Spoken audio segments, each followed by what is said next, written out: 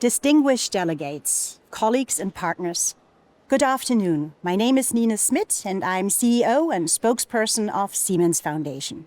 It's an honor to join you here today in Belem, a gateway to the Amazon rainforest and a symbol of what is at stake for our planet. We are here because we share one conviction, that lasting climate action begins in the classroom. I was in Sao Paulo last year where I met students who lived exactly that. Through our STEM education program, they developed local climate solutions by connecting global climate science to their local realities, from harvesting rainwater to cooling overheated classrooms. Watching them, I saw that climate change education truly means something, turning knowledge into action and awareness into agencies. For nearly a decade, Siemens Foundation has worked with committed partners throughout Latin America. And one insight stands out. Introducing climate change education early on can shape behaviors and choices for life. It builds the foundation for systemic change, change that depends on enabling structures, strong policies, and sustainable funding. Today, I want to share 3 pathways to make this transformation possible.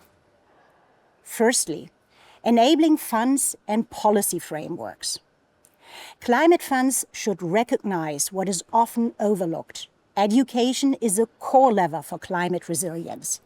Yet today, only 1.5% of global climate finance reaches the education sector, while more than 400 million students worldwide have already seen their schooling disrupted by climate-related events. This is not only a funding gap, it is also a perspective gap that treats education as a side topic rather than as a foundation for transformation. Embedding climate change education in national strategies and financing mechanisms changes that. It directs resources to the people who make change possible. That is teachers, schools, and local communities. And there are signs of progress. According to the UNFCCC, 78% of countries now include climate change education in their national strategies, up from 55% in earlier commitments. And this is very encouraging.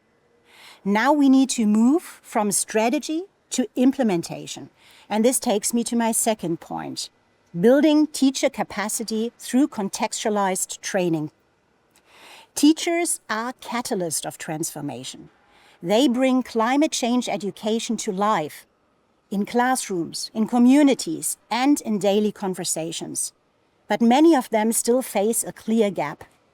According to UNESCO, 95% of teachers believe climate change is important to teach, yet fewer than 30% feel adequately prepared to do so. To help bridge this gap, we have co-developed professional development programs that are contextualized and collaborative. Designed together with local educators, these trainings are tailored to regional realities. They're helping teachers translate complex climate concepts into meaningful, hands-on learning experiences.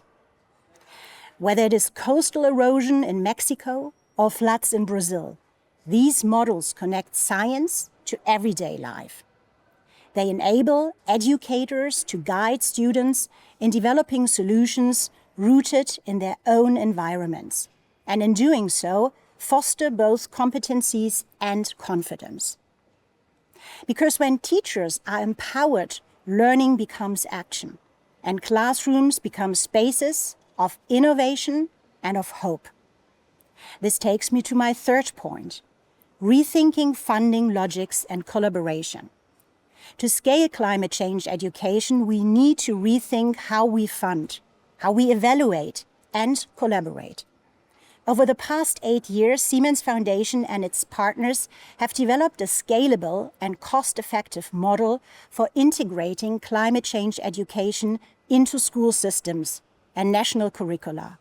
And the evidence shows that it works. This approach combines local ownership with long-term partnership. It strengthens teacher networks, it supports curriculum development, and builds structures that can be sustained beyond project cycles. We are now extending this model to Africa, ensuring that lessons learned in Latin America can inform and inspire educators. Because the climate crisis is global, and so must be our learning from it.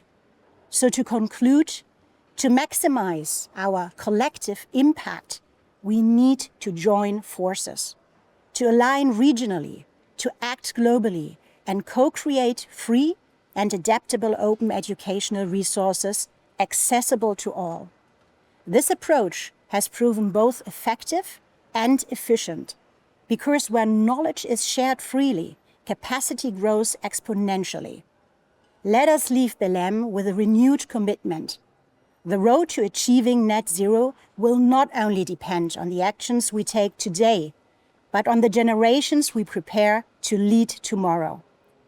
Our shared mission is clear: to invest not only in infrastructure and innovation, but in the competence, in the creativity and courage of the next generation. Thank you very much.